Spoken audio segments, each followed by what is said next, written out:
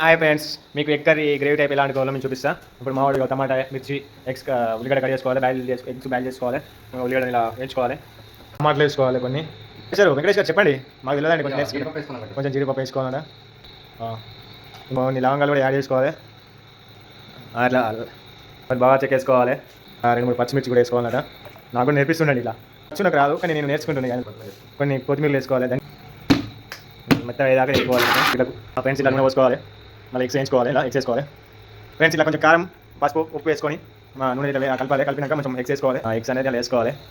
వాటి టాలెంట్ వెంకటేష్ చేసుకోవాలి. తర్వాత ఈ పేస్ట్ని వేసుకోవాలండి. ఆల్మోస్ట్ వెంకటేష్ మస్తు ఉంటుంది. ఏ కర్రీ చాలా బాగుంటుంది.